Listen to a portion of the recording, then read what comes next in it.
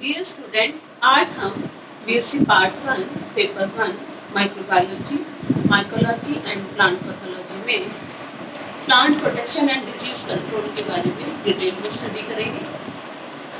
पिछले लेक्चर्स में हम पढ़ चुके हैं कि प्लांट डिजीज क्या होती है, प्लांट डिजीज के क्या क्या कितने प्रकार होते हैं और प्लांट डिजीज जो है उससे किस प्रकार के साइन और सिम्टम प्रकट होते हैं। आज हम पढ़ते हैं कि जब ये प्लांट्स के ऊपर प्लांट्स पे डिफरेंट डिजीज हो जाती है, डिफरेंट पैथोजेंस का जब अटैक हो जाता है तो प्लांट रोगग्रस्त हो जाता है और उस रोगग्रस्त हो जाने के कारण पूरी की पूरी फसल जो होती है वो हानि पहुंचती है। यानी प्लांट डिजीज जो होती है पादप रोगों के द्वारा पौधों फसलों की बहुत अधिक हानि होती है। और इस प्रकार से इतनी जब प्लांट पे कोई भी रोग हो जाता है तो अधिकांश जो वहाँ की पूरी फसल जो होती है वो पूरी नष्ट हो जाती है, या ऐसा होता है कि वहाँ का कुछ प्लांट्स की जो होता है वो इकोनॉमिक इम्पोर्टेंस जो होती है वो कम हो जाती है। यानी डिजीज हो जाएगी तो वो एक फ्रेश प्लांट को हम इकोनॉमिक इम्पोर्टेंस उसकी अलग होती है और एक डिजीज प्लांट है तो उसकी इकोनॉमिक वैल्यू बढ़ जाती है।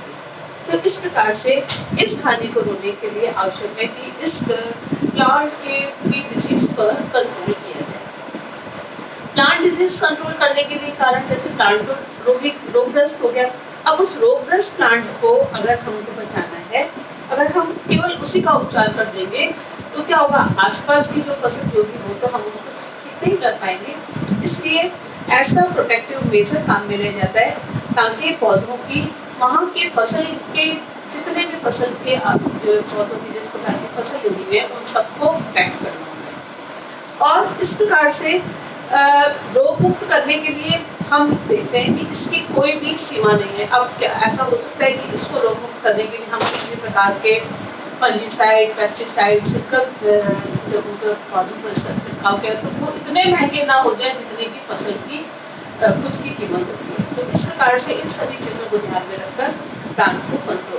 प्लांट की डिजीज को कंट्रोल किया जाता है।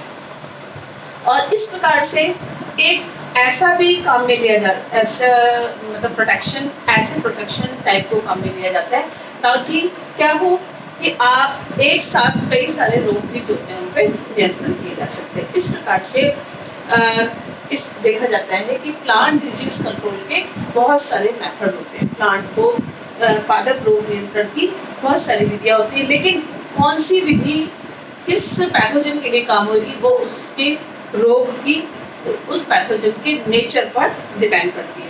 और इस प्रकार से आज हम प्लांट डिजीज कंट्रोल मेथड को डिटेल में स्टडी करेंगे कि कौन कौन से कंट्रोल मेथड होते हैं। सबसे पहला फर्स्ट मेथड है प्रिवेंटिव। प्रिवेंटिव का मतलब होता है कि हम उसको होने ही नहीं दें, प्रिवेंशन करते हैं रोगों को, पादप रोग को इसमें आने ही नहीं देते, मतलब रोग पैथोजन को होस्ट के संपर्क में आने से बचाया जा सके। तो ये वाला मेथड जो है वो प्रिवेंटिव कहलाता है, जिसको रोग निरोधन या प्रोफाइलेटिक मेथड है। अब इसी तरीके से जो दूसरा जो होता है क्यूरेटिव मेथड है। क्यूरेटिव मेथड में क्या होता है, ये हमारा प्रोटेक्शन का प्लांट डिजीज कंट्रोल मेथड जो है वो सेकेंड मेथड है।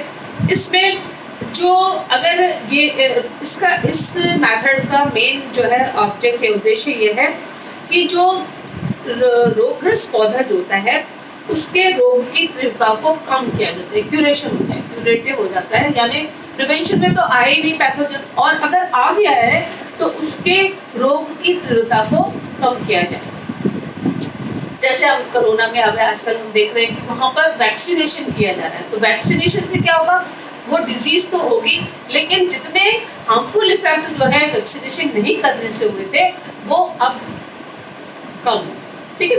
तो इस प्रकार से प्लांट डिजीज कंट्रोल मेथड दो प्रकार के होंगे, एक फर्स्ट मेथड होता है preventive and second is curative.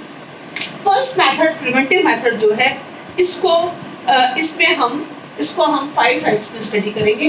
First है अवॉइडेंस ऑफ पैथोजन, रोग जनक का परिहार, अवॉइड करना। कैसे कर सकते हैं, या तो उसके लिए कल्चर प्रैक्टिस की जाएगी या रेगुलेशन ऑफ एनवायरनमेंट किया जाता है। इसी तरीके से सेकंड मेथड जो है वो होता है एस्कुलेशन ऑफ इनोकुलेशन, संरोपण का अपवर्जन कहलाता है।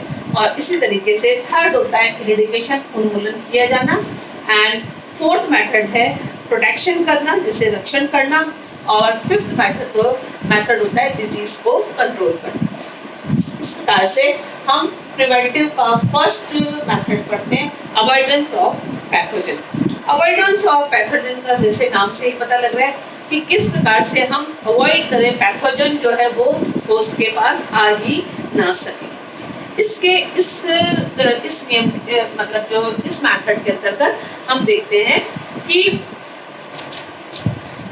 इसमें इसका मेन लक्ष्य ये होता है कि खेत में पहले से ही रोगजनक या फसल के मध्य संपर्क आए ही नहीं, मतलब अगर किसी भी प्रकार से पैथोजन और होस्ट को कांटेक्ट में आने नहीं दिए जाए। इसके लिए कई तरह की विधियां की जाती है। फर्स्ट होती है कल्चरल प्रैक्टिस एंड सेकंड है रेगुलेशन ऑफ एनवायरनमेंट।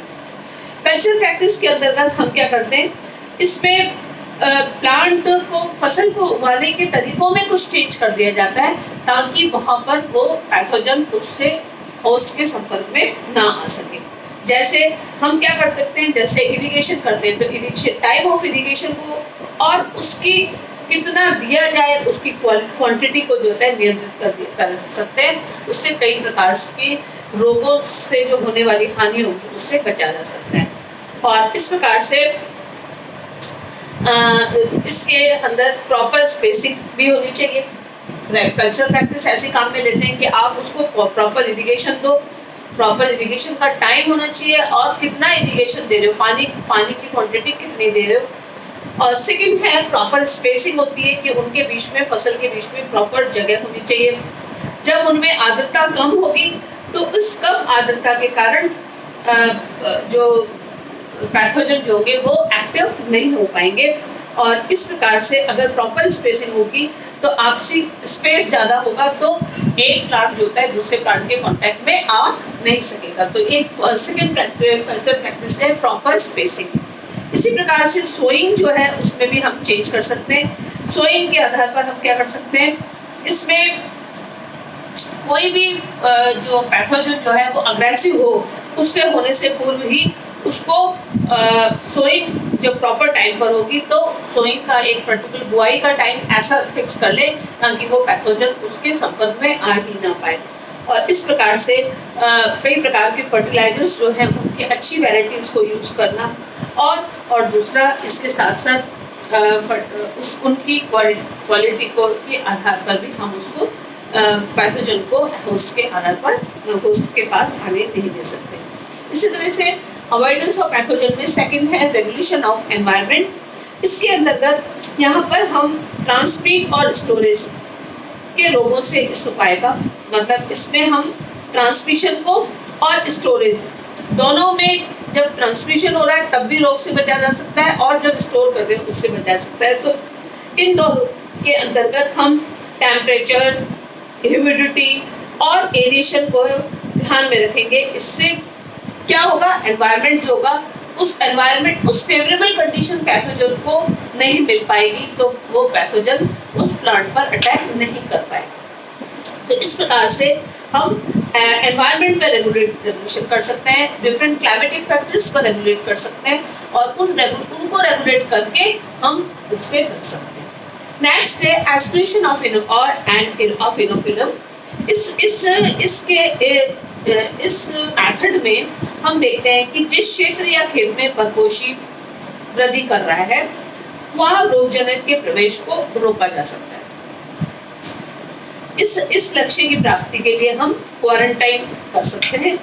किसी भी नए रोगजनक को अपने देश में या प्रदेश में उसके लिए कुछ लीगल रेस्ट्रिक्शन करना जो होता है उसी को ही हम कहते हैं, हमने उसके ऊपर रोक लगा दी, संरोध कर दिया, है ना। तो यहाँ पर ऐसा है कि भाई मान लिया जाए कि कोई भी पैथोजन जो है वो बाहर से आया या किसी प्रदेश का है तो उसको क्वारंटाइन कर दें। जैसा हमने क्वारंटाइन तो हम कोरोना से पूरी तरीके से वाकिफ है, क्वारंटाइन क्या होता है। तो यानी क्वारंटाइन का मतलब होता है कि उस किसी भी नए रोगजनक को देश में प्रवेश करना और फिर उसका उसका पैसेज जो है उसको लीगल रेस्ट्रिक्शन के द्वारा सीमित कर दिया सकता है, वर्जित किया जा सकता है कि वो आए ही नहीं। इसमें पादप को जो कोई भी प्लांट है उसमें पैथोजन की उपस्थिति की अगर आशंका है तो हम वहाँ के प्लांट प्रोडक्ट और इस पे मतलब बाहर से अगर कोई प्लांट प्रोडक्ट आ रहा है वो, या वहाँ की सॉइल ऐसी है तो हम उसको पहले से ही यूज नहीं करेंगे या उसको रोक दिया जा सकता है लीगल प्रैक्टिस के आधार पर।